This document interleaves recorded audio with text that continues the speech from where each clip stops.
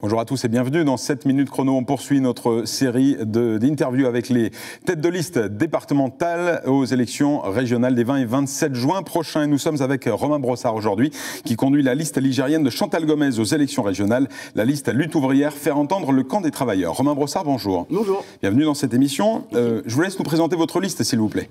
Oui, c'est la liste Lutte ouvrière qui sera présente pour faire entendre le camp des travailleurs, d'où l'intitulé. Et c'est une liste composée de représentants du monde du travail. Sur cette liste, on est tous ouvriers, employés, aides-soignantes, chômeurs, retraités, enseignants comme moi. Oui. Voilà. 22 personnes dans la Loire, et c'est évidemment le gap à franchir. C'est des gens qu'on voit régulièrement à différentes élections que vous réunissez à nouveau cette fois-ci. Oui, certains ont déjà été candidats à d'autres élections, mais surtout, j'insiste, c'est des gens qui, le reste du temps, et toujours en ce moment, travaillent, qui à la mairie, qui à la poste, qui dans des usines, ou sont retraités, qui habitent dans les quartiers populaires, et qui savent ce que vivent les gens de milieux populaires, ce que vivent les travailleurs, les fins de mois difficiles, les problèmes pour garder les enfants, etc. On entend une pique pour d'autres organisations dans cette réponse-là. Oui, certainement. En tout cas, notre liste n'a pas de politiciens professionnels, c'est pas le but. Nous, on veut s'adresser à notre classe sociale, au camp des travailleurs, à ceux qui ne savent pas s'ils vont avoir un boulot demain matin, à ceux qui sont sous la menace de licenciement, à ceux qui sont sous la menace de salaire bloqué alors que les prix augmentent, à ceux qui sont sous la menace de cadence qui augmente au fur et à mesure. Oui, bien sûr. Quels sont vos objectifs pour ces élections régionales avec Chantal Gomez ? Nous, on veut faire entendre, on veut exprimer la colère du monde du travail. Ça fait des années que la situation des travailleurs, des chômeurs, des retraités se dégrade de plus en plus. Et ça s'est encore accéléré avec l'épidémie. Il y a eu 1 million de chômeurs de plus en un an.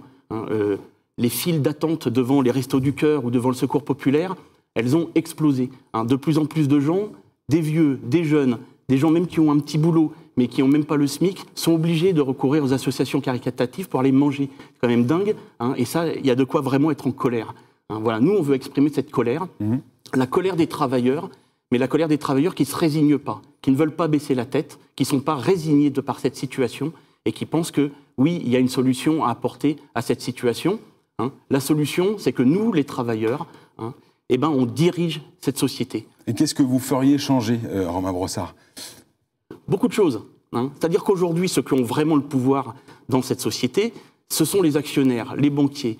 Et derrière, les politiciens, au gouvernement ou à la région, ils sont à plat ventre devant eux et c'est eux qui servent, qui les arrosent à coups de milliards.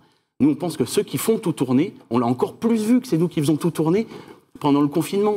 Dans les hôpitaux, il n'y avait pas de consignes, il n'y avait pas de moyens. Au début, il n'y avait même pas de masques, pas de gants, pas de surblouse. Bon, qui n'a pas compté ses heures ?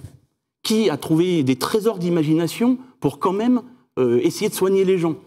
Ils ont évité une catastrophe encore bien pire. C'est les aides-soignantes, les infirmières, les toubibs qui ont fait ça. Bon.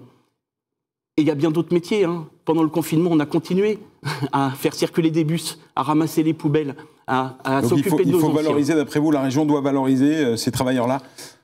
Il faut que les travailleurs se valorisent eux-mêmes. Parce que moi, je ne crois pas que la région, que les élus à la région, ils le feront. Encore une fois, moi, je pense qu'ils sont vraiment avant tout au service des plus riches.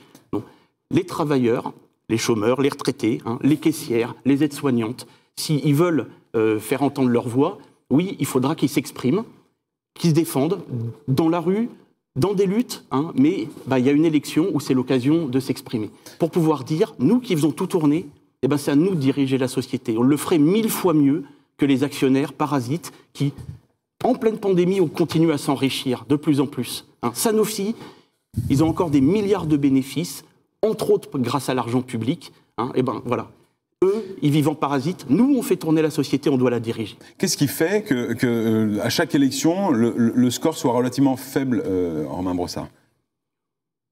Il est relativement faible parce qu'un certain nombre d'abord de travailleurs, beaucoup, ont voté dans les précédentes élections, à gauche, à droite, au milieu. Et à chaque fois, ils ont été déçus. Aujourd'hui, ils sont dégoûtés. Il y a beaucoup de gens parmi les milieux populaires, parmi les plus pauvres, qui aujourd'hui s'abstiennent, qui ne veulent plus voter. Ils pensent que tout ça, ça ne sert à rien.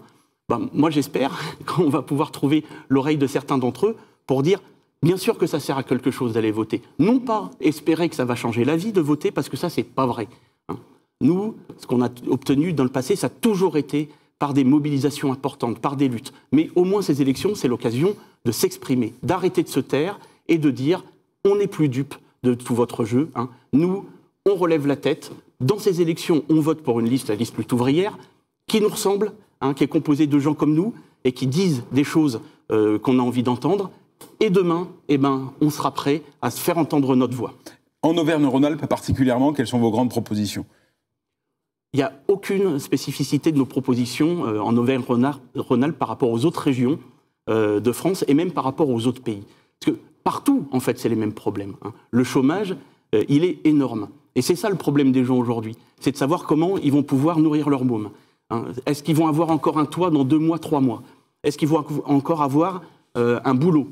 Est-ce que les retraités, est-ce que l'hiver prochain, ils vont pouvoir enfin chauffer toutes les pièces de chez eux ? Il y a de plus en plus de retraités qui ne peuvent même pas chauffer toutes leurs pièces, qui sont obligés de chauffer une pièce et dorment sur le canapé. C'est ça la situation qu'on a aujourd'hui. Bon, eh bien ça, c'est un peu de partout. Et donc nous, ce qu'on dit en Auvergne-Rhône-Alpes, on le dit partout. Que tous ces gens-là, il faut qu'ils s'expriment, il faut qu'ils montrent qu'ils existent, et il faut qu'ils montrent qu'on a des droits qu'il faut qu'on revendique. Merci beaucoup. Dernière petite question que je pose à l'ensemble des têtes de liste ligériennes. Romain Brossard, comment doit-on appeler d'après vous les habitants d'Auvergne-Rhône-Alpes ? J'espère qu'un jour, on les appellera les travailleurs comme d'autres régions qui sauront relever la tête et changer la société. Merci 1000 fois, Romain Brossard, d'être venu nous présenter la liste ligérienne de Chantal Gomes aux élections régionales, la liste lutte ouvrière, faire entendre le camp des travailleurs. Merci d'être venu. Merci à vous. Merci de nous avoir suivis. Une nouvelle tête de liste sera avec moi demain sur ce plateau. À demain.